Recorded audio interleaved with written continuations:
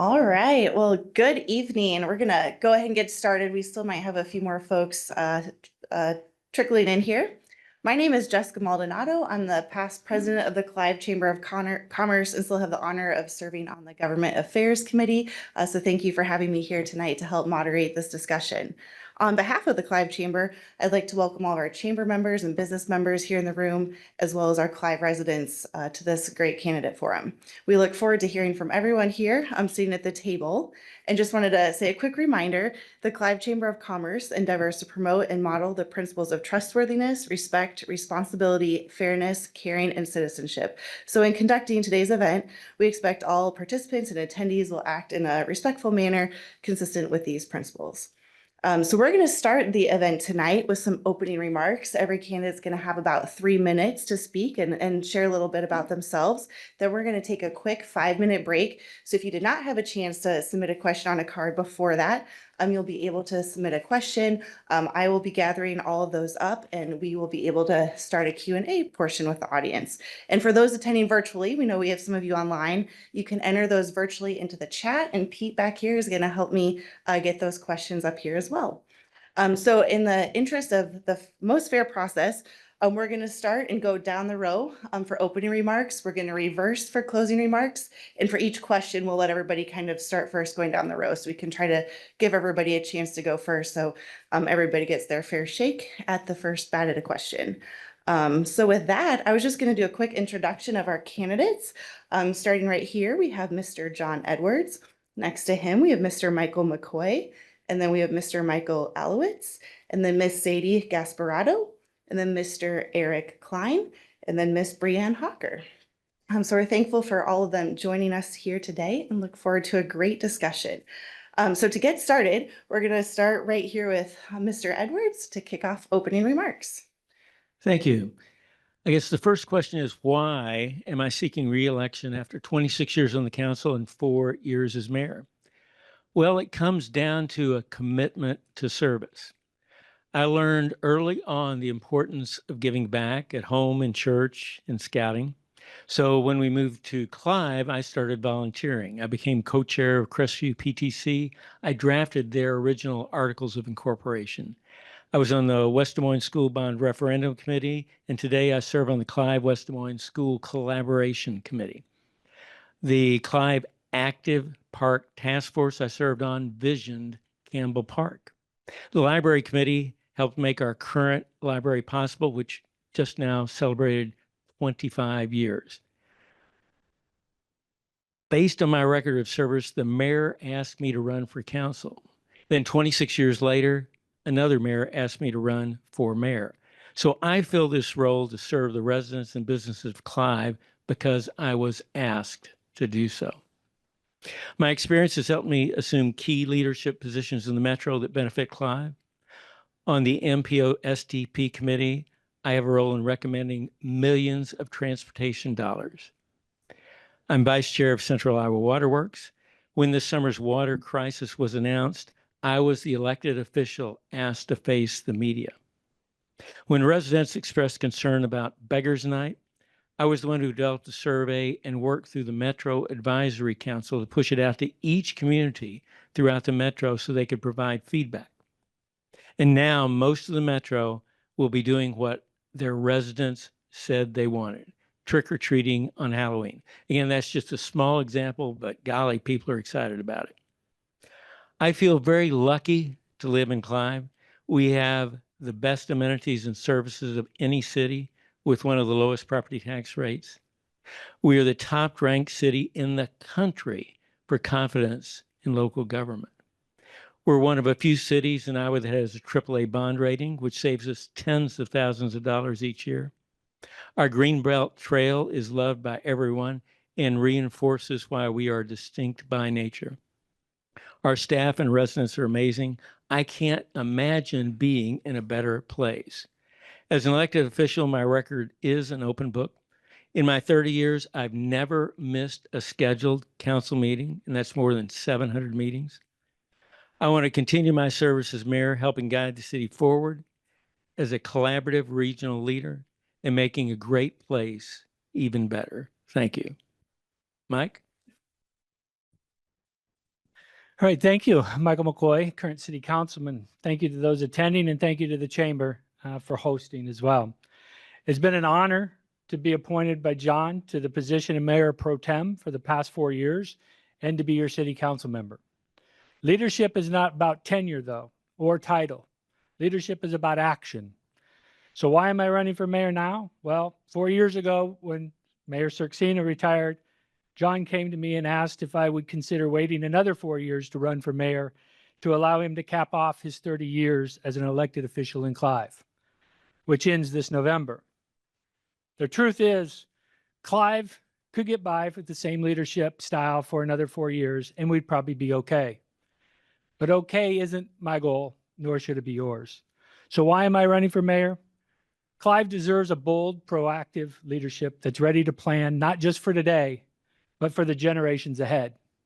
With intentional redevelopment and innovative thinking, we can keep our hometown thriving and full of opportunity. Together, we can plan intentionally and think creatively to guide Clive's next chapter. We can support new amenities and local businesses that keep our community thriving. We can protect parks, trails, and green spaces that make Clive a great place to live. We can maintain safe streets and strong police and fire departments our community can depend on. We can encourage thoughtful growth and renewal that keep Clive welcoming, vibrant, and ready for the future. Clive's best days are still ahead, and together we can build a community we continue to be proud of. Let's move Clive forward together. Thank you. Hello, greetings everybody. Thank you for coming out. Thank you to the chamber for hosting. My name's Mike Alowitz. I have lived in Clive for over 20 years, and for about half that time I've been serving on city commissions, Public Art Advisory, and currently the Planning and Zoning Commission. I've been the chair of that for about 2 years. I'm a professional engineer. I usually work in groundwater and soil remediation and conditions, a lot of state and federal permitting, Superfund type work. I think I've got some different background and perspective that I can bring to bear.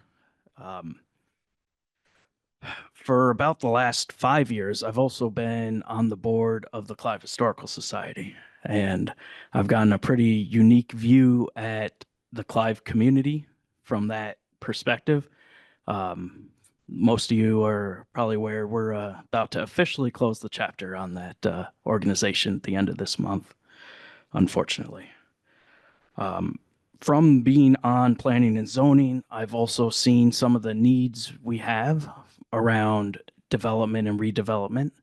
We are landlocked. We know our rapid growth of the tax base is slowing. City's been doing a great job of planning for that. One of the prospects related to that I've been able to see on planning and zoning is the some of the barriers to redevelopment that have been brought forth to us. And I think we're going to need to look for some greater flexibility in the long term to help support redevelopment and infill of our remaining areas. Basically, I really enjoy Clive. I'm proud to live in Clive, and I'm looking forward to continuing to serve Clive. Thank you.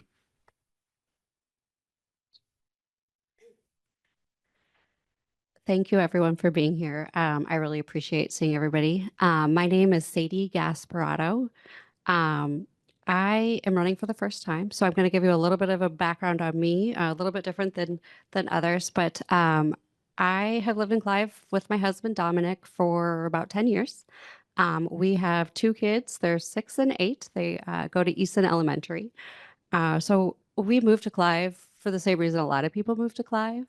The trails, the parks, the neighborhoods, the taxes, all of it.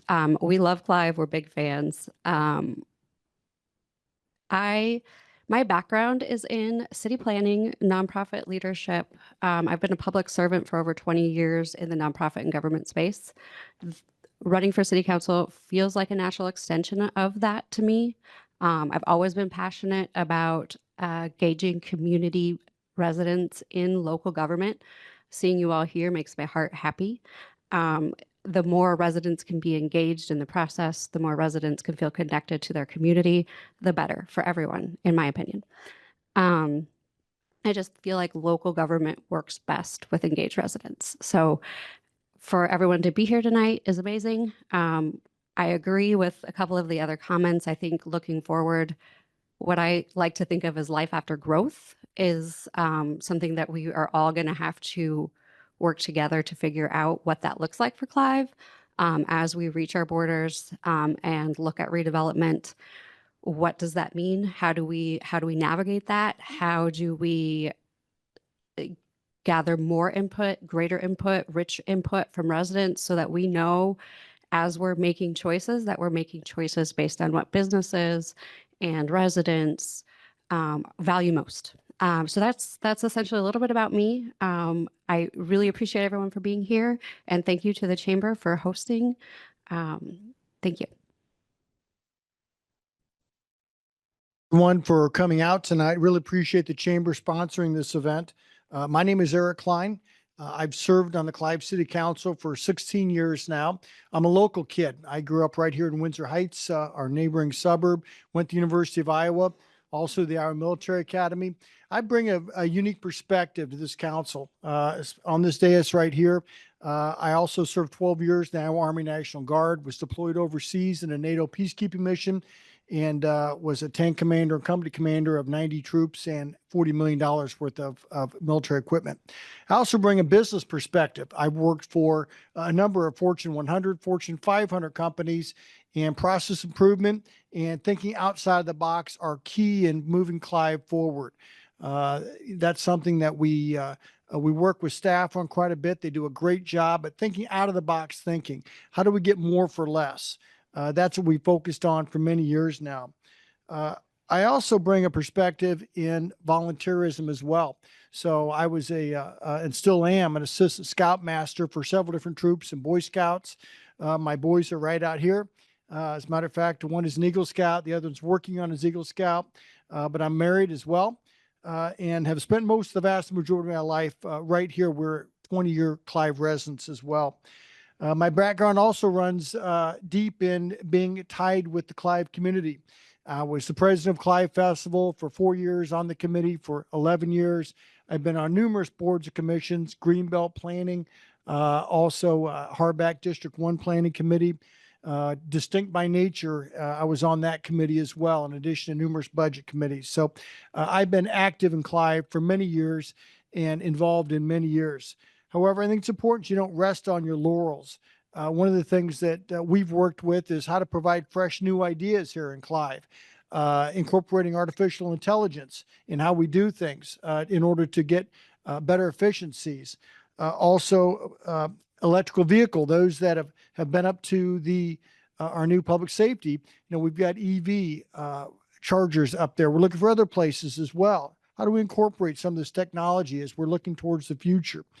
But I'm also involved with the Clive Chamber for many years. I'm the ambassador for the city, in addition to being a member of the Greater Des Moines Partnership, a member of a Catch Des Moines Committee, the Metro Advisory Committee with Mayor Edwards.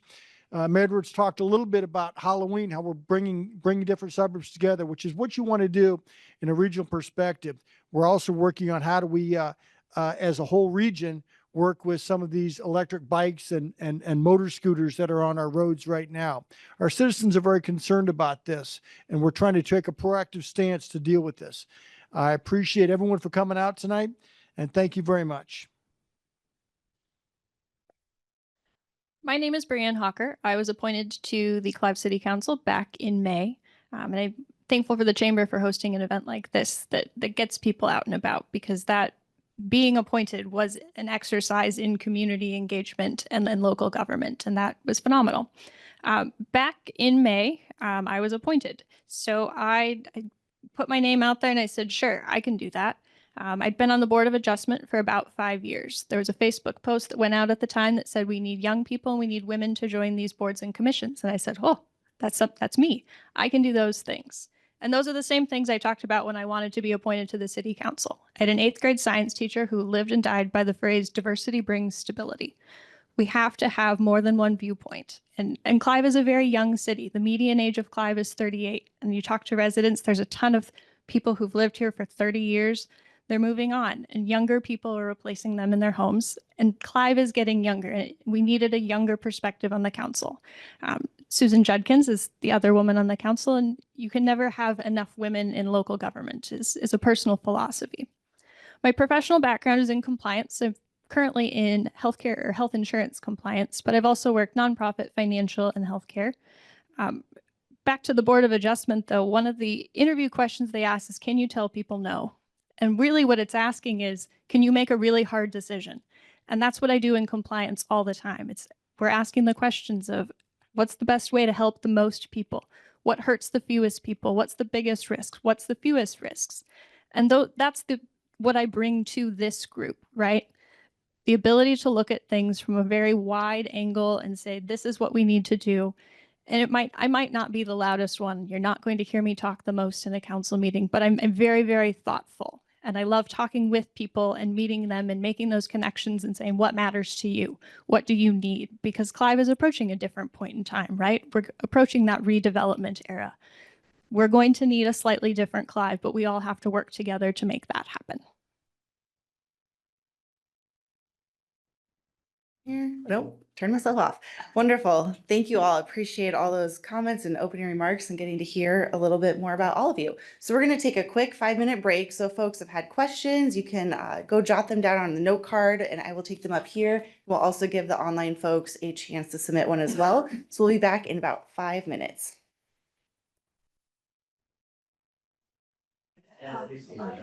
All right, I think we might be able to reconvene if everybody's got their questions in. If anyone thinks of a burning question as we're going, they can probably drop it off to Christy and she could sneak it up to me. So if you still think of something, we can, I'm volunteering you, Christy, that if somebody thinks of a question and wants to grab you and give me another note card, we could do that. So perfect. Well, we got some good ones. So I thought we could go ahead and get started. This first one is a little bit broad, but I thought it was a good one to maybe kick off the discussion. And we'll start just going down the row so everybody's a chance to answer first. So we'll start with you, Mr. McCoy, on this one. What is the single biggest issue facing Clive right now?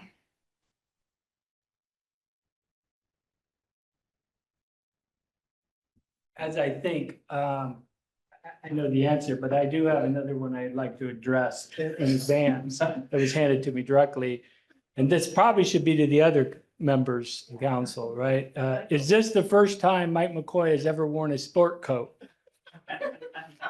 It could be one of the first. There was a few. I've got pictures to prove it. Christy just vouched for me as well. But this is in honor of all of you. If I am mayor, I can't promise I'll have one on every night, right? It hurts. They hurt. But they all could have answered that one for me. Probably the biggest looming issue for us is the build out and what's coming for the tax base, as well as I think that goes hand in hand with the State House and what the legislators are doing. That directly affects property taxes and pulling back property taxes, as well as many other things in home rule, quite frankly, when it comes to the city. That on top of the shrinking growth, as Michael Alowitz mentioned earlier, is something we need to be prepared for. And we need to be very active and engaged in the process of being out there talking to developers, talking to businesses, having the chamber front and center on those issues. You have great personnel on hand at the staff level. You have probably one of really the local experts on your council, with Susan being one of those experts as well on how to bring businesses in and development in. And so redevelopment will be a big issue, and infilling as well. We've got to get out there and tell them we have land. We've got to get out there and invite them in, right? And be inviting and have different projects ready for them or land ready for them. So that is probably the biggest one. How we're going to handle it is that looming revitalization, not just on 86th Street or the east side, but also there's opportunity throughout the city. Center here, right up the street, the land across is vacant. The city owns, We have opportunities west of us as well. So that's throughout the entire city that we've got to be on top of our game on that one for the next 4 years. The next 4 years are going to be pivotal for the city of Clive and what happens to us in our taxes in the next 8 to 10 years, right? So that sets the stage. So I agree with Mike on the single biggest issue. It is that preparation for when the growth slows and our revenues kind of flatten. And we're used to, when we're in growth stage, it's like being early in your professional career, the income keeps going up, you can keep spending more and it all feels the same. But when you top out, it gets harder to keep maintaining those improvements. And that's where we're going to have to strive for the balance. And how do we balance the high level of services with that flattening revenue? So I'll just detour another way. One thing that is a potential threat to our city still is the flooding. We've done a lot to prepare for that, but when that 5-inch rain hits central Iowa west of us, it's going to flood again. We've done a lot of preparation. We've done a lot of flood-prone area buyouts. We have people much better trained in water rescues now that we know we may need them again. We have plans, but all those plans cost money. We're preparing, but that's not, to me, it's not the biggest issue, but that is a threat that's out there to our city.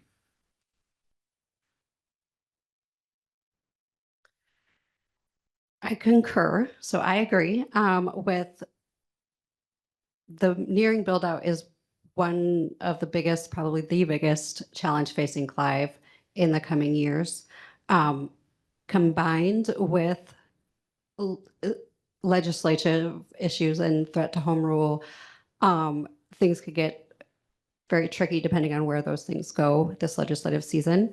Addressing specifically nearing build out, I echo the sentiment of Mike that it's going to get harder, but that doesn't mean that it will get worse. I think that it is actually an opportunity to be creative, look at what assets we have within Clive. A couple of them were mentioned. There are some great opportunities within Clive to redevelop. Some of them are brownfields. Some of them are things that brownfields being things that have been developed in the past but are currently vacant. There's opportunities there. I think it's going to take some planning and some creative thinking so that we have a plan and we know what we want to be there, so we can invite people in that fit with our vision for Clive. Making sure that if we are incentivizing or pre-developing sites, that we have a vision for that and we know what we want to bring into the community, and inviting people into the community, the welcoming, the being able to say, here's our vision, here are the development opportunities, is going to be important. And that takes time. It takes prep. As a city planner, that's a lot of my background, community revitalization, community development. Those are all things that they take time. And so being able to take the next few years and really look at that planning process and look at redevelopment planning, I think is key. Well, there are several important issues facing Clive today, and I think we've touched on some of them, some of the key ones. Clive is landlocked, but what are we doing about it? What is the city of Clive doing about it? One, we're being very proactive in working with our economic partners to bring in redevelopment in Clive. We've got a message out to our community development that we need to be flexible in looking at redevelopment on certain areas. Hickman University, I served on the 86th Street district plan, and we looked and we identified certain areas where also we can work in public-private partnerships, working with developers and incentivizing as well. And how do we work together to redevelop some of these areas? In addition, we've looked at regionalism and working with the Dallas County Economic Development Committee. These are the type of partnerships we put together to really focus and put some teeth into our redevelopment efforts. Not just talk, but actually doing proactive planning, working with these different organizations. The other thing I think is incredibly important is the state legislature and our degradation of home rule. you know, we'd like to make decisions here locally and not be told by the state as far as fireworks zones and a wide variety of other things, especially including tax structures and property tax reform, in addition to reforms and adjustments to the TIF. These are economic development tools the city uses for redevelopment. So what do we do about that? Well, right now, myself and others are members of the Government Policy Committee through the Greater Des Moines Partnership. We go and we lobby our state representatives in order to get these results. So we're taking an active role in that. In addition, a number of us have taken trips to Washington, D.C., where we go and actively lobby our elected representatives. Matter of fact, Councilman Judkins and I had a tremendous amount of success this year in Washington, D.C. We brought home almost $1 million in firming up federal funds, and we reaffirmed a FEMA commitment for an additional $20 million of aid to Clive. These are big numbers, folks, and ones that don't come easy. But part of that $20 million is for our flood-prone buyout. So that addresses and helps to address our stormwater management. So it's not about identifying problems, which we've done, but it's about coming up with realistic solutions, working with our neighbors, and really understanding that we can get this done. I'll sound like a broken record and say build out is also the biggest concern facing Clive. To go along with that, though, we need to find the people that can commit to Clive and say redevelopment is in our best interest in staying here. We're really proactive about a lot of that planning right now at the city level, and I'm really proud to say that we know it's out there and we're prepared. You could very easily bury your head in the sand and say, "Oh, we'll get there and we'll worry about it then." No, we have to take a proactive strategy, and that's what we're doing. I think at the same time we have to keep leading with our neighbors. We're landlocked. We have set borders. There is nowhere else for us to go. We've set up some really nice things with Urbandale and their fire department. What are the other opportunities to do that? When you lead, you have some leverage. When you're landlocked, you don't have a lot of leverage. So what can you bring to the table? The chamber does a great job. How do we get other businesses to come here? There's plenty of space still to develop. We don't want to make it sound like, at the end of the year, we're done. That's not what it is. We have time, and we're putting in the effort and the steps to make that happen. But we do have to work together. This is not just the city council has some good creative ideas. We need the businesses to come to us. We need the residents to come to us. I talked about the turnover of new residents. New residents will bring new ideas, and that will help strengthen us. We're headed in the right direction. We just need people to buy in and go with that.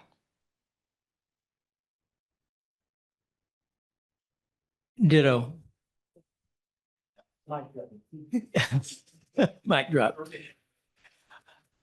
Quite seriously, there's not much more left to be said. I tend to agree with everything that's been said. Build out budget. Budget is going to be a major issue for us based on all of the reasons that have already been articulated. To jump back to Eric's comment about that $20 million, that $20 million is something that right now is in limbo.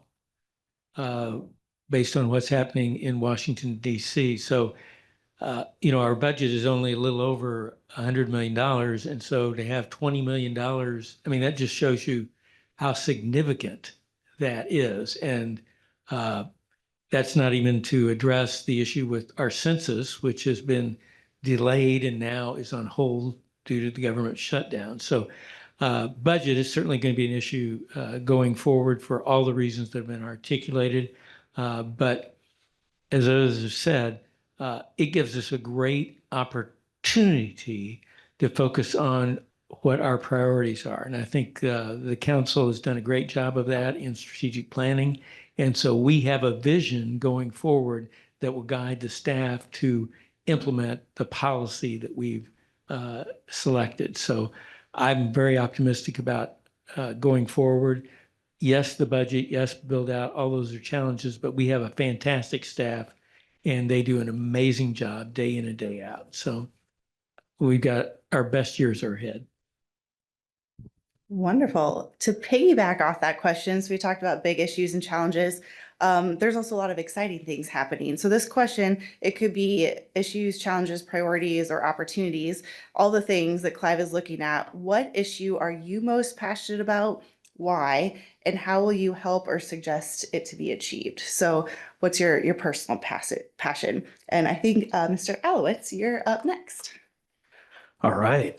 I would say that right now, because of the perspective I'm gaining from planning and zoning, one of those big things that I would like to move forward with as an opportunity is that reevaluation of where is our zoning too restrictive? Where are our neighborhood plans too restrictive? For example, you all know the extra upstairs at the Jimmy John's on 86th Street. We've heard, for example, that some of the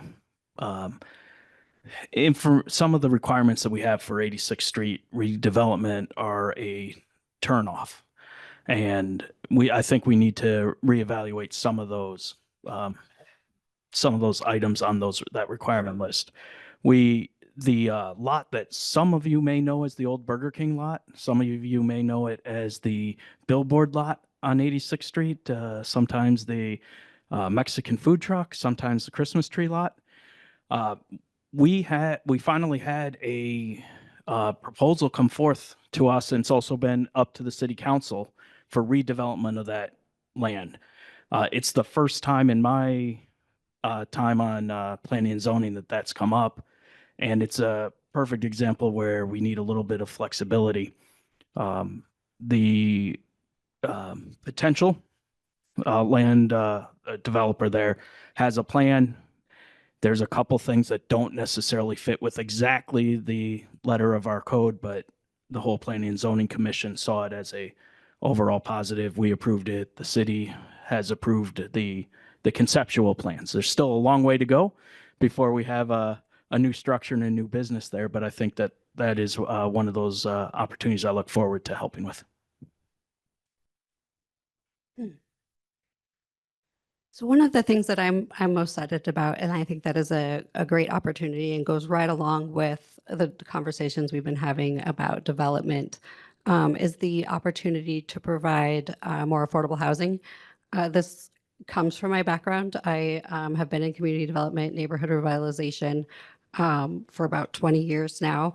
And I think when neighborhoods are more diverse, inclusive, of different backgrounds and abilities, they become stronger. And I feel like one of our options is one of the opportunities that we have is to be able, when we're looking at development, to look at some of those options to diversify the business types, diversify housing options.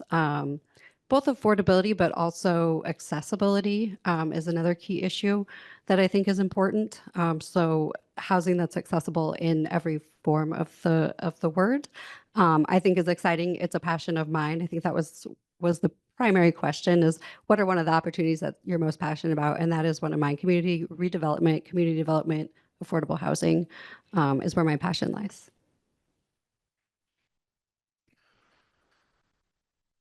You know, for Clive right now, we've talked about some of the key issues, but for me, one of the things that I think is important is how do we continue to balance high service levels to our residents, whether it's cleaning the streets out, whether it's having good police, good fire, nice libraries, nice aquatic centers. How do we balance the service levels with public safety and our roads, with keeping our budgeting down? How do we provide these high services while keeping our tax levy, which we have not raised in the last 10 years? We're known as the best deal in the metro. How do we make this balance out there? And we've done this successfully for the last number of years. How do we continue to do this? Again, through process improvements, through working with collaborations, regional collaborations with our neighboring communities, and with really thinking outside the box and driving that stimulation of new ideas. That's the key thing that most of the residents that I talk to want. They want low taxes and they want great roads, public safety, and great services. How do you keep that balance right there? And I think we've done a good job in the past. I think we need to continue to look for innovative ways to continue that record.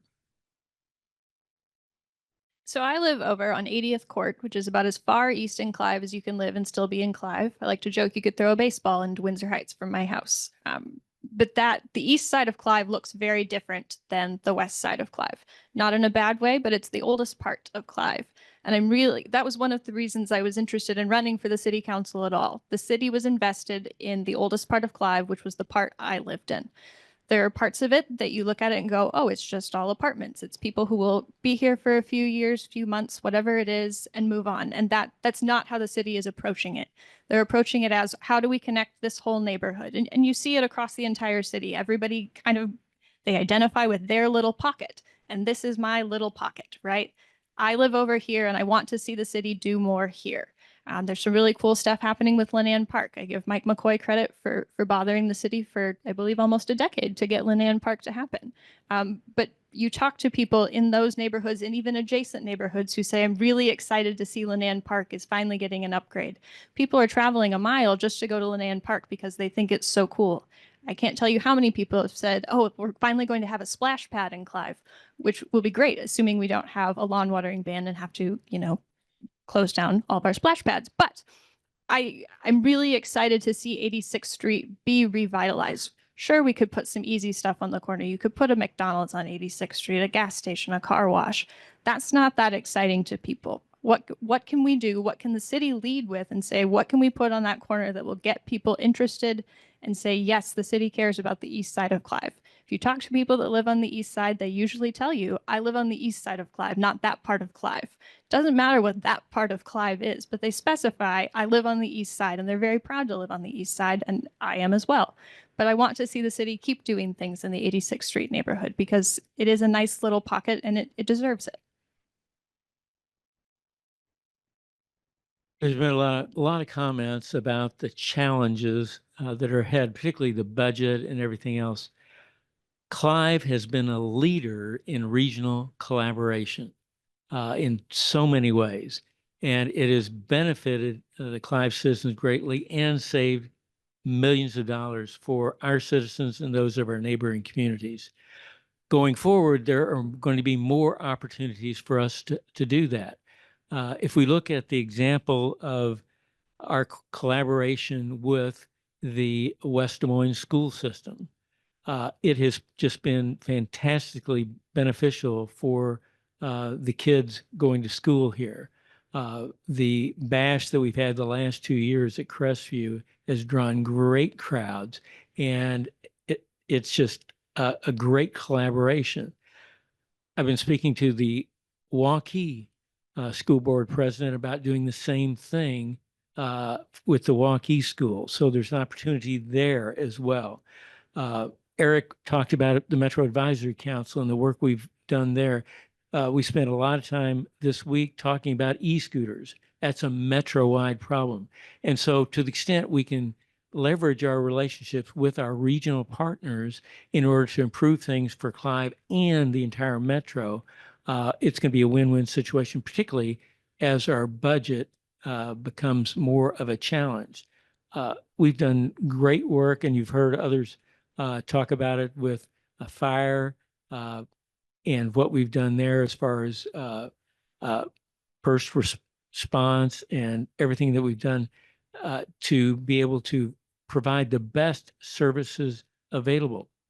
If you have a heart attack, you really don't care whether it says Urbandale or Clive on the side of that truck. You want the first unit that can get there and provide service, and we've done that.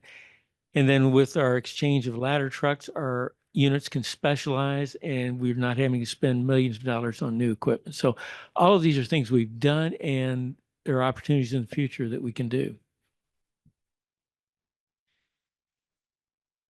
For a minute there, I thought John looked at my notes, but I know better. He wouldn't do that.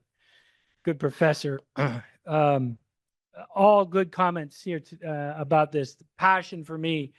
I'll jump around a little bit. They're not the top. It's not in order, but my wife and I co-founded the Greenbelt Goat Program, donating the goats 8 years ago to the city, and still doing that right today. That has been a fantastic project that's actually given Clive an identity. I joke, I dare you to take the goats away now, right? It's almost the mascot. And I'm hearing Superintendent Matt Adams is here from West Des Moines. I'm hearing he might change the tiger to a goat, and it would be fitting. I think that's one suggestion we should ask. But that why I say John I thought he looked at my notes. Schools is a big deal. It's something I've been pushing for the decade I've been on council, is that relationship between the schools and the city. I've been harping on that. If you listen to some of the last 10 years of council meetings, I've been hard on them in the past. It's a welcome face having Dr. Adams here now and working with that committee. I'm on that committee as well. And things have fast forwarded in light speed at this point now that Dr. Adams has been on. Some of the questions, simple questions with the school system is, they have a library. We need a library on the east side. They have a library at Crestview. He's open to that, right? It was just, we needed the right people in at the right time and to ask the question. He's open to that. We're working on that. What do we do with Harbach Center, right? Can we have a collaboration there as well? The splash pad, huge passion of mine for over a decade as well. I think the council finally just said, give into it, because every meeting I would talk about Lannan Park. And so they just want me to shut up. And that's in general, right? Yeah, that's a good point. That's a good point. So those are some big priorities of mine. I think that trickles down to that whole issue about the tax base, the funding, the budget. West Des Moines School has the same problem we do, right? And we all pay the same taxes, right, into the schools as the cities. Why shouldn't we coexist better? The green fields, the football fields, the soccer fields. Dr. Adams is open to all of that. It's fantastic. So meaning that's going to save us money, both on the city side and on the school side. We need to keep that relationship going, keep that honest dialogue going, an open dialogue, and it's been rewarding thus far. Another passion of mine, other than Lannan Park, but is to see the finishing more touches on the fire piece of the collaboration between Urbandale. What else can we do with fire? Talking to city managers from around the region. I hosted them today in my day job. And I had 17 city managers from the region, and we talked about things like this, amongst other things, of how can we collaborate on a lot of issues, right? That's going to be the innovation. That's going to be the creativity that we need. That's going to be the aggressive, active out front that every one of us is going to have to be ready for in this next 4 years, and in getting those partnerships moving forward. So I look forward to those. I look forward to more of those discussions. I've had an opportunity, I got to call it out because the chief's here, our chief of police. I know he didn't want to, he was incognito, he's undercover tonight, but it's not just fire. It's not just the schools. I've been riding along with the police department here for several months, went on their crisis intervention team calls. We went into Urbandale, right? It doesn't matter what side of the street you're on if somebody's in need, right? And so we got to figure those things out, and we got to do it together, and we got to stop having our boundaries and our lines and our fiefdoms and all that stuff. We need to sit down together and do that. That's what I'm passionate about. I'm passionate about innovation, right? My day job, I've taken an agency as the CEO. I've taken an agency from $36 million to $78 million in 10 years. We're going to hit 100 million in the next 4 to 5 years. I say 3, my CFO says 4 to 5, but that's all through innovation, right? That's all new programs. We got to be creative and get out of the way of the staff. We got to let them do their job. Leadership is about getting out front and making the waters calm behind you for those that are really doing the hard work, to get in there and do the hard work and do great things. That's what we need to start doing. That's what I'm passionate about. I'm passionate about leadership. Right, and I think we're back to where we started, right? Does everybody answer that question? Perfect. I know a couple folks mentioned e-bikes, and we actually had a question related to that, so I thought that might be a good segue. What practical solutions can you offer to e-bikes and the speed at which they travel in and around the parks? So I think we'll start, I think Miss Gasparotto, you're up first this time. This is an interesting one. Practical solutions to e-bikes. I live close to the trail. I walk through Wildwood Park 2, 3, 4 times a day with the kids and back and forth. And I've seen on the trails the issue going too fast. There's the speed, I think, was the specific question, but I also think there's a lot of other questions about safety, personal safety, helmets. There's a lot of kids that are speeding through without helmets, and in this area, there's hills. In Clive, there are hills. Getting in and out of some of these places. I also think I've seen some property damage from the e-bikes as well. There was some in Wildwood. On the pickleball courts, but also just the burnouts and things around. So I do think speed is an issue. I think property damage is an issue. And I think as far as practical solutions, I think one of the biggest things is working with the neighbors and public education around that, just so that people know what is happening and what are some of the best practices and guidelines that people can follow around ages, speeds, personal safety.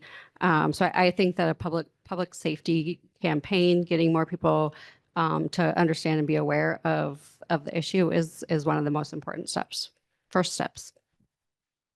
So speed and e-bikes and scooters on our roads and our trails have been an issue here really the last couple of years, and that problem is growing. I think we can all recognize that. Question is, what are we doing about it? What specific measures can we do to really address this and deal with it? And a couple different things we talked about in the MAC or the Metro Advisory Council is one is we have a solution that works for everyone. You can't have one solution in Clive and a different solution in Waukee or West Des Moines. You have to have something that everyone can agree on that's a policy so that it works for everyone. So it doesn't matter what community you're in, it works for everyone. Education's a big part of this. You can go to Costco and get a motorbike for $299, under $300, right? But if parents knew this, that before you get this, you understand there's some education involved as far as safety training. Are your kids wearing helmets? Do you understand what they're doing on these scooters? I've seen kids riding scooters and then look at their cell phones as they blow through a stop sign. It's a real issue, but education, coming up with a regional solution, and also perhaps looking at licensing for these. That's not out of the question. Let's make sure that there's some responsibility and some accountability from both the kids and their parents, and to understand to keep these kids safe, but to keep the rest of us safe too. When you got these e-bikes whipping down the trail, the chief will tell you, we can come up with all the laws we want to and ordinance we want to, but it's awful hard to enforce these. There's ways to do this through accountability, education, and licensing, perhaps, that we can work together in a regional solution. I would agree with what Eric said about a regional solution. I think about this is like the second time ever, just twice. But I think about my own home. If I want to hop on the green belt and go down toward Des Moines, I can hit several cities. I could go west and I can hit several more cities. That's just leaving from my house and taking one trail. I'm not deviating specifically into West Des Moines, but multiple places. So we can't, and Clive is very good at this. We got to think bigger. We have to think, how does this impact us now? How does this impact our neighbors? And we can't say they're not allowed in Clive because the Greenbelt is our crown and jewel. That's going to deter people. It also creates some challenges because it is curvy. So you take those people that are very, very fast on e-bikes and the people that aren't on e-bikes that think, they're in the Tour de France. Those people are also dangerous. So there's an entire need for education on bike safety, whether it's helmets, speed, taking those corners. I'm out there walking my jogs. I can't tell you how many times people just zoom past you and they don't even tell you they're on your left, right? There are little things that aren't even just e-bikes that are a step back on regular people going various speeds. And I don't know if it's a sign of the times, we just don't do that anymore or what. But yes, we need an educational campaign out there. Chief Rayberg has a great Facebook presence, Clive Police. I don't know if that's an opportunity to run something that way. They've done several scavenger hunts that way. Get people interested and excited and get them out on the trail. We want them to use that because that is something we're really proud of, but they have to do it the right way because really, if you're on that e-bike, you're you're going to probably be okay. It's those other people out on the trail that are at the biggest risk. At the Metro Advisory Council meeting that Eric just mentioned, the Waukee mayor said at night she was behind a young child on one of these motorized scooters at night, no helmet, no reflective markings, going 25 miles an hour. And so the risk of someone getting hurt is just so great. And Waukee, I know, is very, very concerned about it, as are we. I think what everyone said to date is absolutely correct. It's a matter of education, but we need to figure out how to deliver that education. You know, back in the day, we used to have safety towns and things. So maybe there's a partnership with the school system to make sure that the kids understand, we require driver's ed. We should not let kids on scooters. The parents and the kids, neither of them understand the dangers involved.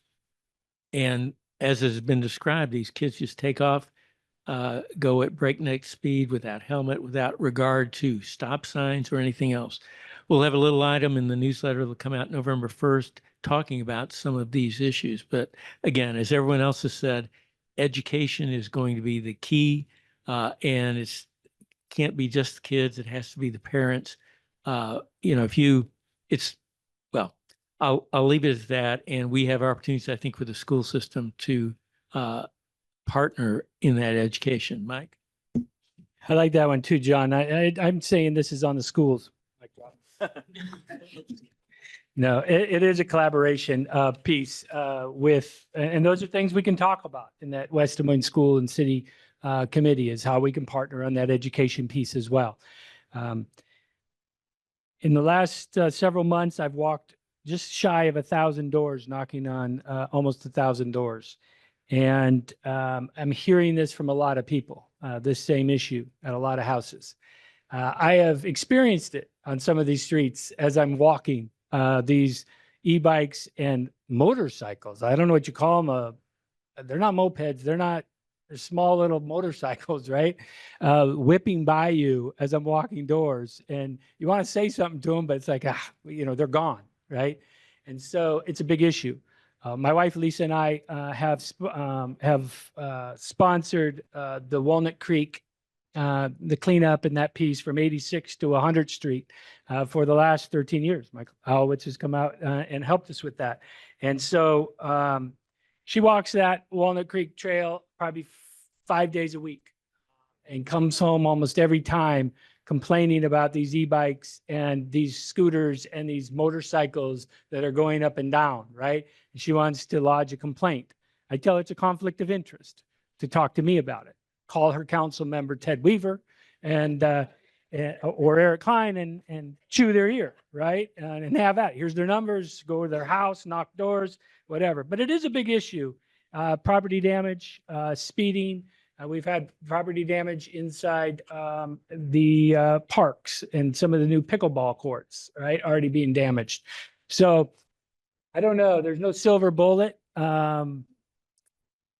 It's a tough one. I'm not sure. We could say enforce it to the police. I'm not sure how they do it, right? And so we've got to come up with something creative. I think we'll figure it out, but it's got to be a collaboration, and parents have to get involved, right? I mean, that's where it starts. Somebody's buying these motorbikes, these motorcycles for these kids and letting them go out. It's a step up from bridge jumping at this point, right? And so we curb that on and off, and we'll take this issue on as well, and we'll figure out something to get creative. But it's a tough one, right? So a lot's been said. I don't really have anything truly innovative to add. It's not something we can, I think, regulate our way out of. Officially on the green belt and in our parks right now, e-assist bikes are allowed, but full electric bikes, these mini motorcycles, are not. But that's not something that we want our police officers down there checking on and writing tickets over. So I think that the education element's huge. I also I'd like to think that a lot of these parents, if they knew how their kids were riding, would be disappointed and want improvement. At least back in my day, my parents didn't know where I was and what I was doing on my bike, and I think some of that's going on here too. So you were a problem back then. I went across the street I wasn't supposed to go across. The bike brought great freedom. Love it. All right. This is another question. I think we're starting with Eric this time. What is your view on our or Clive's responsibility to support Des Moines culture and community services, for example, like the bus service? Sure. Thank you, Jessica. Appreciate that. So, Clive is a regional partner, and, we're involved in a number of organizations that donate money or participate in different funding programs. DART that you mentioned is one of them. What we want to do is get the best deal we can for Clive residents. We've got a low public transportation usage, but we also recognize that we're good partners in the area. And it's important to have a solid and efficient public transportation system. But that's only one of many examples of Clive being a good regional partner. Another one is Bravo that Councilman Judkins has sat on. This is a cultural organization that Clive is a part of. Another one is Catch Des Moines, where I serve on the board, where we were a part of that, both a financial partner, as well as many of our citizens participate in a wide variety of activities, whether it's going to the Civic Center, going to the zoo, attending sporting events that Catch Des Moines has put on. There's just a wide variety of areas. So our neighborhoods and our borders are very fluid, but it's important for Clive to be a strong regional partner and help support Des Moines area-based events that a lot of our neighborhoods use. The airport would be another good example of being a good regional partner for these much larger types of venues and events and activities.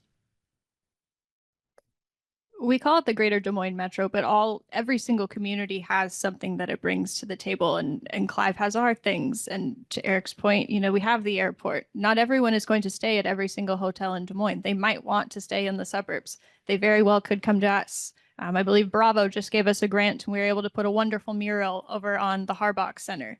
If you haven't been over to check it out, it's great. It's on the back side. You can see it from across the whole park, and it really ties that neighborhood together. I don't know if that single item exists if we don't buy into these things. That's just how it works. I think when you look at DART, we're in the middle of the metro. I always talk about that. I love living in my part of Clive because I am 15 minutes to every single piece in the metro. If Clive said we're not going to participate in DART, we become a hole in the middle, and that while we don't have a ton of people who use our bus services, a lot of people cut through ours. If you look at the current DART plan, there's a big cut across. They're using the north side of University, that is the Clive side, to get to a ton of medical facilities. So it doesn't make sense for us to say we don't want to be a part of that, because in order for other people to get to the things that are very, very necessary, like healthcare, they need us to cooperate. And so, yes, it costs us a little bit, and it doesn't serve as many people in Clive as it does in other communities, but it is for the greater good. And that's part of being a regional partner and player, is saying it's not about me, it's about what do we all need and what do others need to make this happen. Mike is our DART expert and representative, so I won't say too much about DART, and I'll leave that to him. But the Reimagine DART plan is a win-win for Clive residents. There were different avenues that we could have taken, but we chose the avenue that is going to give better service to more of our residents. Whereas in the metro area like Des Moines, they're going to get more frequent service, but not as extensive coverage. Again, Mike will give you more details on that. Clive has been a leader in regional organizations from the very beginning. We were one of the founders of Bravo. We're committed to the arts. I mean, you look at the art on the trail, you look at the mural that we got thanks to the Bravo grant. So we're a leader in all of the regional entities. We have a seat at the table. we were one of the early communities to support Central Iowa Shelter and Services. Homelessness does not have a geographic boundary. And so that commitment reflects our role as a regional leader. And in all the organizations that have already been mentioned, Clive is a key player. And so we're committed to that. Yeah, this is a tough one. This is extremely complex, right? And I've been on that board for a decade, working a lot of the angles on that one, always trying to give Clive a leg up and the best outcome we can get. The one thing I would say is, you know, some of it you've heard is maybe misspoke or a misunderstanding. Clive has always been supportive of DART and supportive of the service itself. We understand who it needs to serve. We wish others would take it, right? More people would take it. But quite frankly, when you can get 15 minutes to anywhere and you have your car, most of us are picking our car, right? And there's plenty of parking downtown and there's plenty of parking everywhere else. You start getting rid of those things, like some of the larger cities, we start talking mass transit becomes more viable. Saying that, reimagine DART. So let's back up a few years. The reason we pushed back as a council and I pushed back as a commissioner, you cannot continue to run a program in the red. You can't do it. And it's been being run in the red for many, many years. None of you could do it. I would be fired in my day job if I came back and told them I've lost millions of dollars every year, right? But it's good. You know, recycling's good and garbage is good and, you know, all that's good. And so why can't I lose that money? We also had hopes that the legislators would plug the hole. So we ran in deficit budgeting for years, right? Not saying that we only have literally several dozen people that ride DART on a regular basis. So what I fought for in the last 3 years is on demand for the city of Clive. For some reason, we didn't win right away. I know why, but because we're Clive and we're a sliver and we're small. The louder voices won that on demand. West Des Moines got it and Ankeny got it to try it out. Now they're hooked, right? But we are going to be getting that now. So picture this, anywhere inside the Clive, more or less. You can't go too far west and it stops, right? But anywhere inside Clive, you can call and schedule a car to come get you. It's much like an Uber, right? And it will take you to the edge of the town or to a bus stop, a main terminal bus stop. Not every street, not to your house like it was in Ankeny. That's why they're hooked on it. It literally went to their house. You might have to go out to the street in front of your house or to the next street, but that car will come get you. That's coming. There are more details before that one gets passed, right?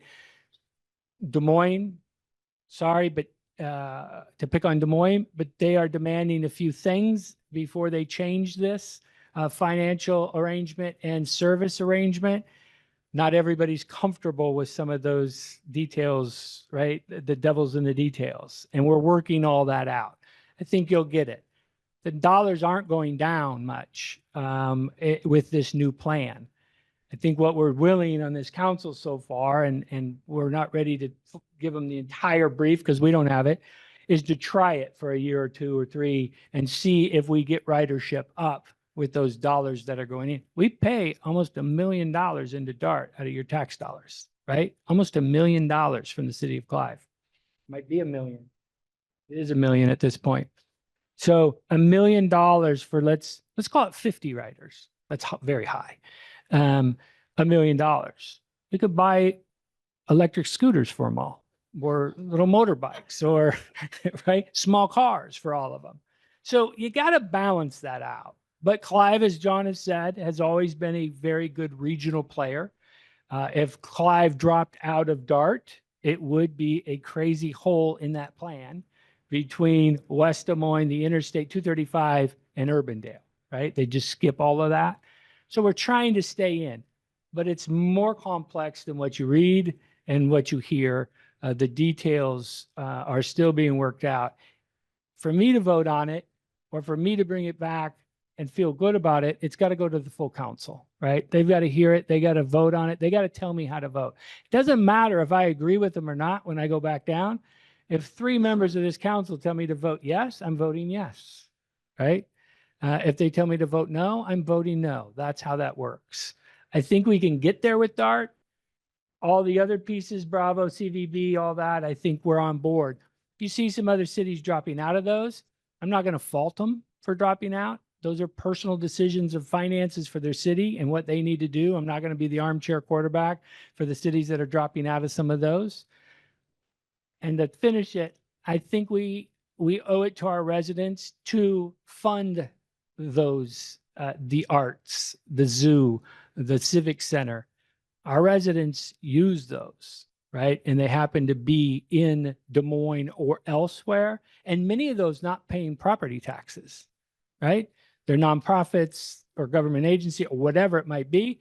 And so we need to help fund all of those programs and do our part for our residents, as we did with the airport too. When you saw, I can't remember the numbers, but airport usage in Clive residents was extremely high, right? Extremely high. Why wouldn't we fund it? Right. So again, more to come on that. I'll be posting on my Facebook and Instagram all about those things. So watch for it. And DART's always carrying it. But it's a great question. I can't add any more color around DART, but a rising tide lifts all boats, right? And these regional organizations are helping make our greater community better. And if you think about getting the NCAA tournament, for example, that helps us too. Those people aren't all staying in downtown hotels. They're spending money throughout the greater community. From being on public art advisory, I know we got grant money from Bravo for the art along the trails, but even the mural that's on the shed next to the depot in Swanson Park was sponsored by Bravo. From the Clive Historical Society, we got grants from regional organizations also. Helping support our culture and our community in the broader picture has a lot of value and a big return to us. So I think it's very important that we keep it up, and we keep it up in smart ways. We assess it. It's not blank checks. We need to be seeing organizations doing good work and providing that value. The same thing our taxpayers expect of us for planning budgets and taxes and services. You need to say one word about Mike saying the NCAA tournament was a good thing. I thought so too, until I went to a game with Weaver and he showed up in some candy stripe outfit that was embarrassing. Got a lot of good attention. Something about Indiana or something.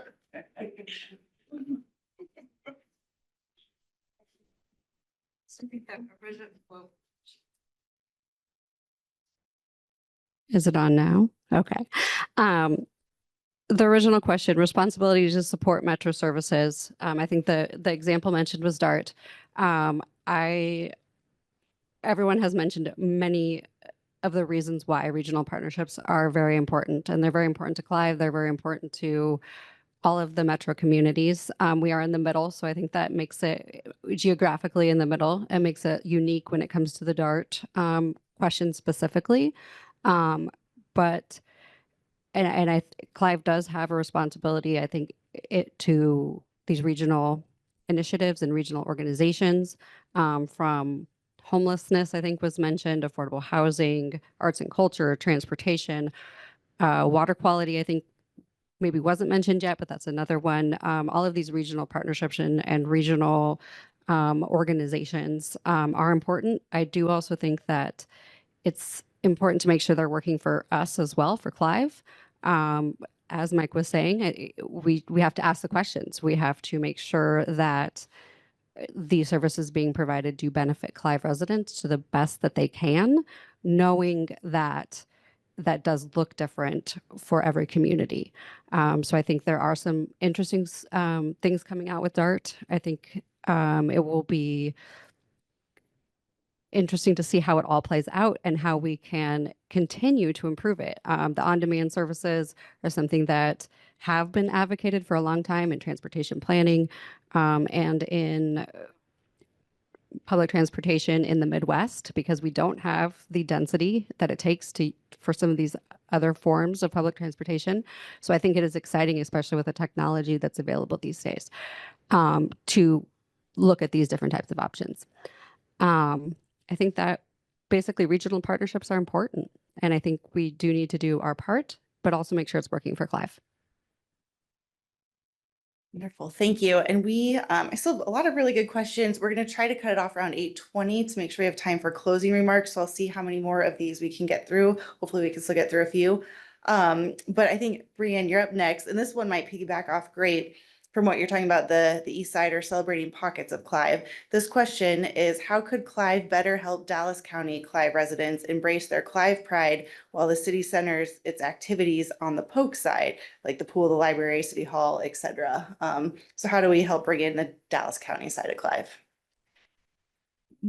It's a great question, and I don't have the answer, but I can tell you, going out and about talking with people, there is a larger issue of connection that the entire metro struggles with. People don't come to the door to talk. I would love to talk to the people of Dallas County and find out what they think. I'm not knocking on Dallas County, but Polk County has the same problem. Why don't people want to talk? You're seeing these new eras of people coming in. I think people are a little bit more closed off, and they're sticking to their streets. I know my street really well. I've been out and about on the other streets near me, and I didn't know those people as well. I'm part of the problem. I can recognize that. How do we leverage Dallas County? What do they want? Again, they have to come to the door and they have to answer. It's great seeing everybody out here. Are there Dallas County people here? Yeah. Handful. Lovely. I don't even know what portion of the city they make up, but we have to find them and find the people who are engaged. What are they talking with their neighbors about? You find those people out door knocking that will talk to you for 25, 35 minutes, and you know they're talking to their neighbors as well. So I always find those people to be very, very valuable because I know they're talking. And when we can find those people, kind of the linchpins, we can start to finally have those conversations of what matters to these people. The city council can sit up here and tell you this is a great idea. We've got this new idea, this park, this service, this city center, whatever you want to call it out in Dallas County. That might not be what people want. So you have to match it up and say, what do you want specifically? And can the city make that happen? I know I've focused on the east side because that's where I live. It's the oldest part. It's harder to get, I think, some people to buy into the concept of, oh, there's all this new build and there's all this extra money. Why can't they just do it themselves?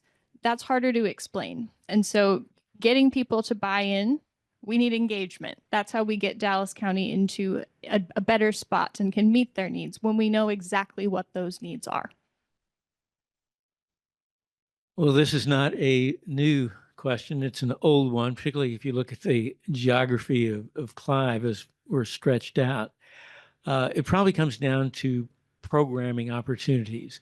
When we have an event like the Clive Festival and some of the other events, that can bring the community together. So I think it's an opportunity here for Parks and Rec, leisure services in particular, to come up with programming that could draw the entire community together. And so I think that's probably where we need to look. Yeah, it's a tough question. And it's been one being trying to solve for a long time. And, you know, I've lived on the east side off of 86th Street for 26 years now. And, you know, it's that question of how do we get the east side over to the aquatic center? And how do we get the east side over? Now we need to focus. What the Dallas County is growing, right? So how do we bring them back?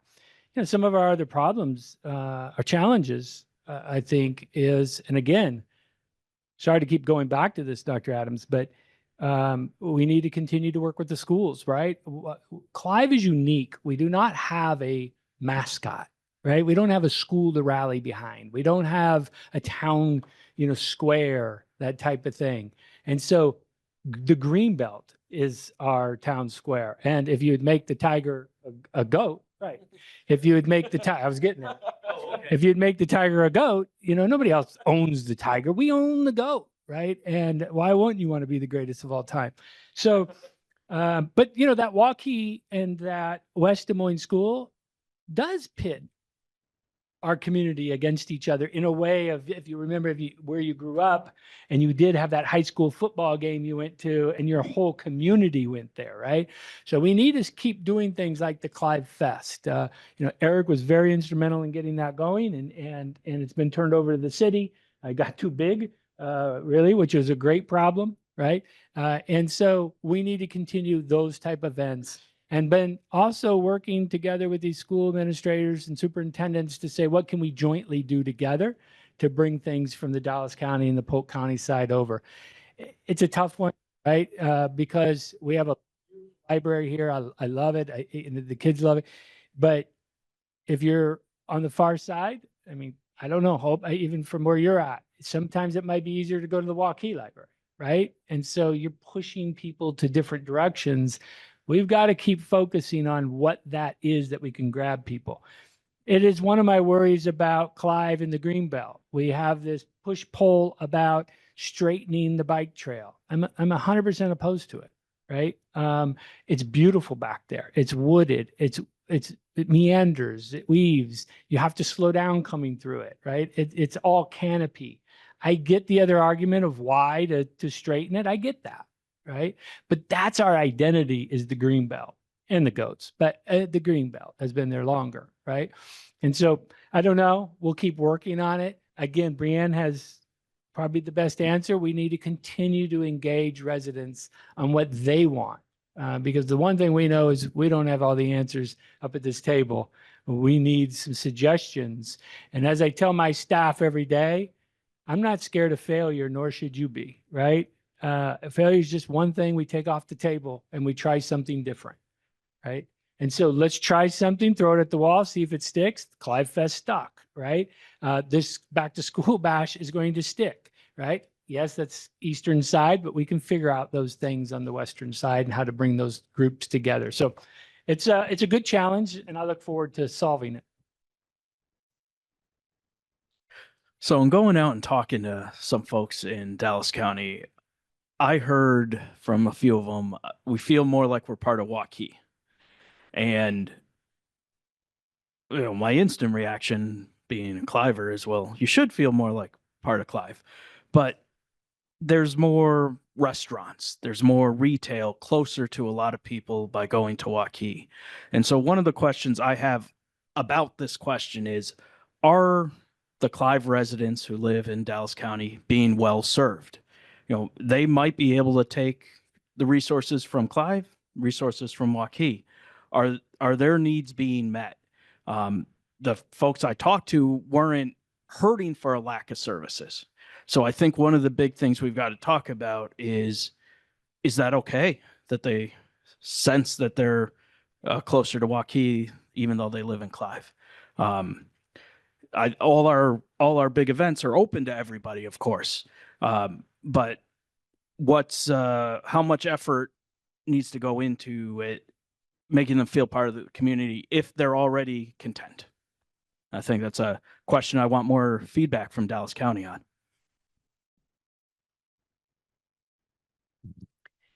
So, as a Dallas County resident, I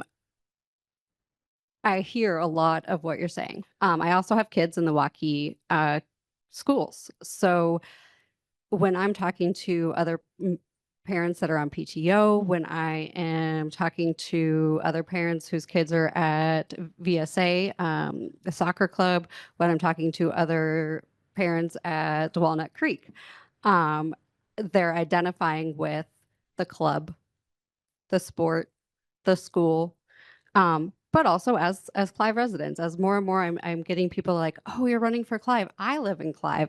I didn't know that before, because we're identifying with those clubs and those partnerships. So I think part of what Breanne was talking about is, you know, where do we go? How do we get the information? I think part of it is engaging people and meeting people where they're at some of these different things, building partnerships with those different clubs and organizations. I get your point too. Does it matter? And in my mind, I think it does. community connection, connecting with your neighbors is important. I think Clive Fest is awesome.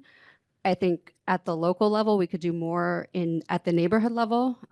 For example, the block parties. I think that's part of connecting with your neighbors and celebrating Clive. We have 3 mascots to rally behind at a high school level.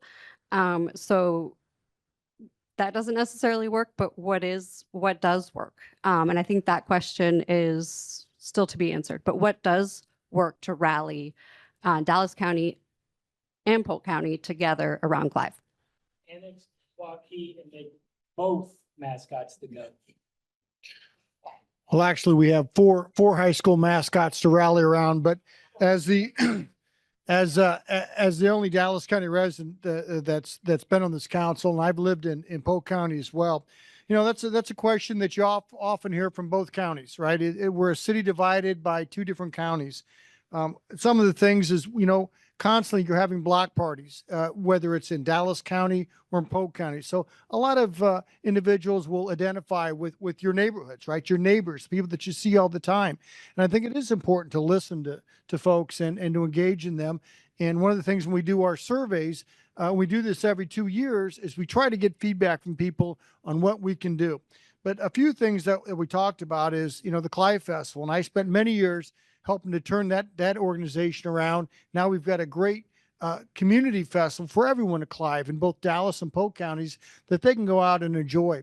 We built new parks in Dallas County, specifically Canary Park, Circina Park, which we just opened up, but also there's going to be a Northwest Park as well. So getting that community programming from our Parks and Recs and have them recognize that they are part of the Clive community, that's important as well. And of course, we talked a bit about the Greenbelt Trail.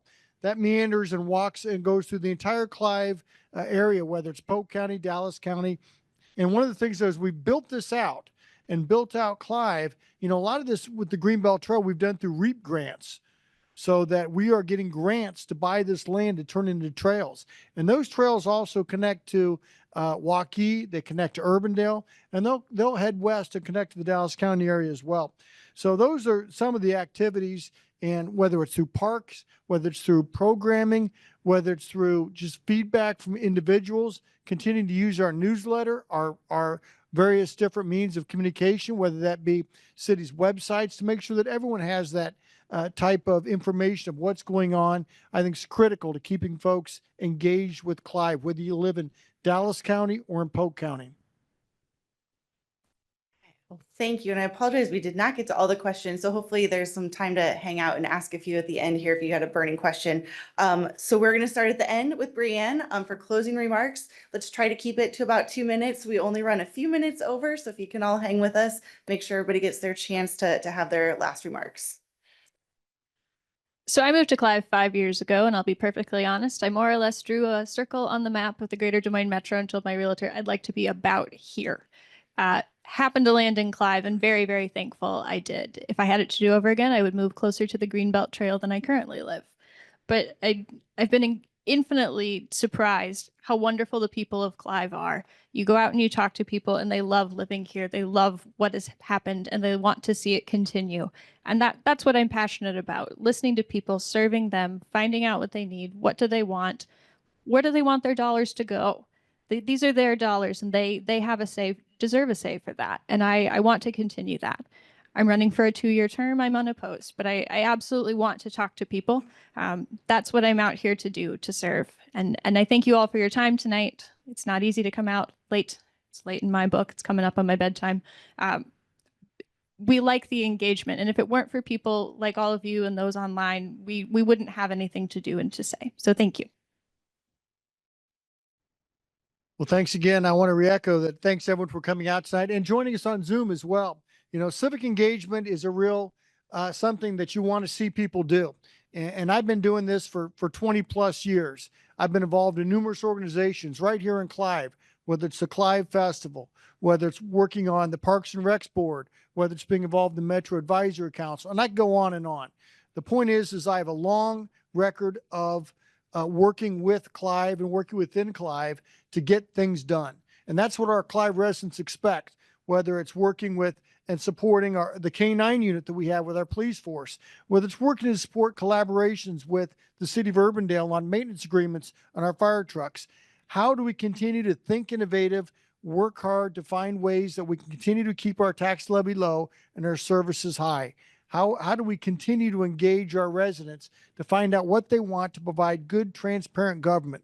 And, you know, one more thing that I think is interesting, we talked a little bit about some of the surveys that we've done. And I found it interesting that I always want their resident satisfaction survey, 93% said Clive's a great place to live. 93% that said that Clive is a great place to raise children. 91% said that Clive's quality of life is good or excellent. And finally, as the mayor had indicated before, the number one city out of 330, Clive, Iowa, overall confidence in city government out of 330 peer communities. The people that I talked to are pretty happy with Clive. They like the way it's going. And if you're happy with how things are ran, we've got a great council. I would ask for your continued support and to vote for myself on November 4th. Thank you. I want to echo both Breanne and Eric saying thank you guys for being here. You are the reason I'm running. Being able to engage community and getting people talking about local issues is really important to me. Local elections matter.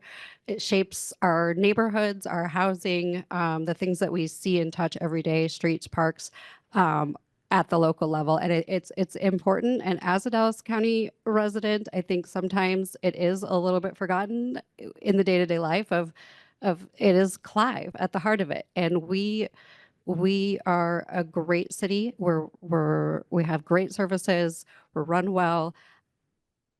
I love Clive. Some of the things I've heard here tonight make me really excited, even more excited.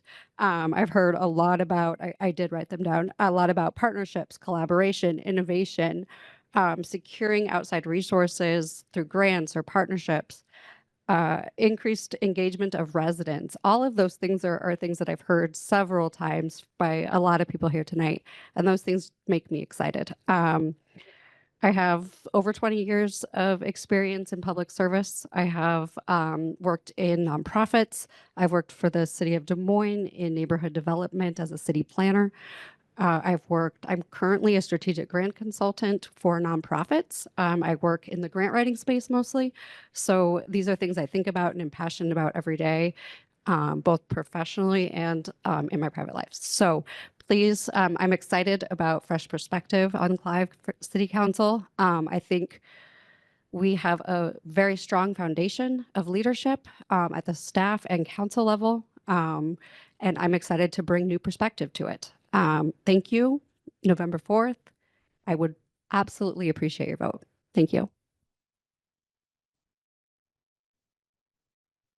Again, thank you, Clive Chamber, for organizing. Thank you to those of you out there for coming out in person and those online. Thank you. I am committed to Clive, and I would simply appreciate the opportunity to continue that commitment at the next level, serving on city council. Our city is very well run. I'd like to be a part of that. I'd be honored to serve with anyone who's up here tonight. Everybody who's up here cares about Clive and wants to serve. And I think it's a great community that we have. I'd love to elevate my service to that community. So I'd appreciate your vote on November 4th, and thank you.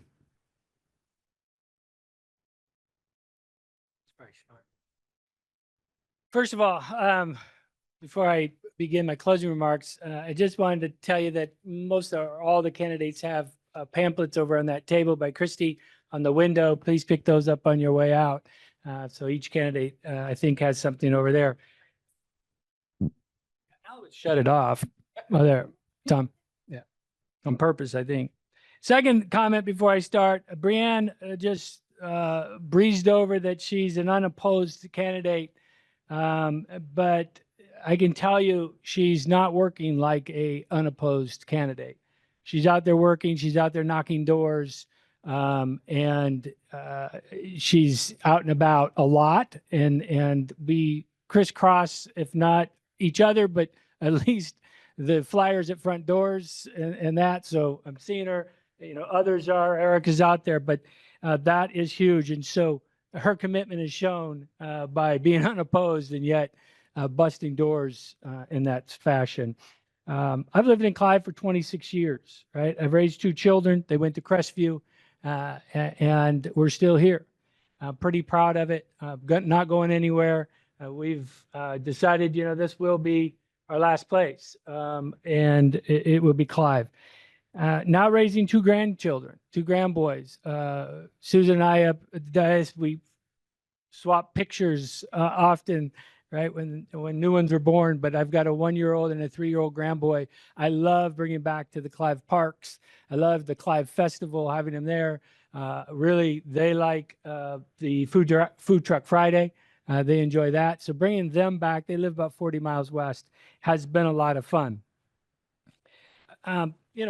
Thank you to all of you for taking your time tonight to be here, the chamber for hosting, and of course, the city and all of these candidates as well for their time. It's not an easy thing to put your name on a ballot and get out there and knock doors like this. And so I'm going to close, though, by just giving you a little brief of my leadership style and what you would see mayor. I contrast consensus versus leadership. Consensus building is the art of keeping everyone comfortable. Leadership is the courage to make decisions when comfort collides with progress. Consensus builders spend their energy gathering agreement, polling, smoothing edges, making sure no one feels left out. It's cooperative, but if it never lands on a direction, it becomes circular. Leadership listens to those voices, weighs the input, then acts, even when it means someone disagrees. It's not about being right all the time, but being responsible for motion and outcomes. In short, approval. Leadership seeks advancement. A healthy organization needs both, but only one of them knows when to stop talking and start doing. November 4th election is not about what we have accomplished in the past. The November 4th election is about what Clive can accomplish in the future with the right leadership. I'm asking the voters of Clive for their vote on November 4th. Let's move Clive forward together. Thank you. You didn't turn it off. Thank you. My 30 years of public service should give you a good idea of what you can expect from me in the future. My approach has been a bit different from other mayors. There isn't a lot of fanfare involved in solving residents' problems. We just get it done. Because I'm surrounded by an exceptional team, I play to their strengths and rely on their skills and expertise. So rather than being the only one to shine in the spotlight, I try to give others a chance to shine. Ted is our real estate expert and our point person on ponds and pond scum. Susan is our go-to on anything involving the watershed and stormwater. Breanne's expertise in compliance, finance, and her insights and perspective from our younger residents has been invaluable. Mike, as you've already heard many times, is our DART expert and our expert on trash and recycling. Eric's talents in working with businesses are so strong, I created a special role for him as Clive Ambassador, in which he's really excelled. If reelected, I would follow that model into my second term. I'd like another 4 years to help make Clive even better. So thank you all who are here today, either in person or watching on Zoom. Your participation is a tribute to your commitment to the betterment of Clive. Jessica, Christy, and the chamber have done a great job pulling this together. Clive's very fortunate to have such a great chamber, as well as a field of well-qualified candidates. I know all of them, and I can assure you that they are or will make excellent council members. We appreciate you all being here. And Jessica, are you going to say about the digital magazine? No, I Oh. could talk about that. No. Well, I think we need to also thank the chamber for putting together candidate profiles that are coming out very soon. Christy, do you want to comment or on that? Published on all our social medias. It's on our website on Tuesday. Okay, so look Tuesday. No, it's already out. Yesterday. It's out. It's out. It's already out there. So look for it. It'll give you backgrounds on all of our candidates. The Des Moines Register also will be running something in the next few days as well.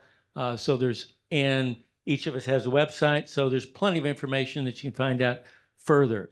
But again, I want to thank you all for being here tonight. We so much appreciate your involvement. Thank you. On behalf of the chamber, let's give them a round of applause. So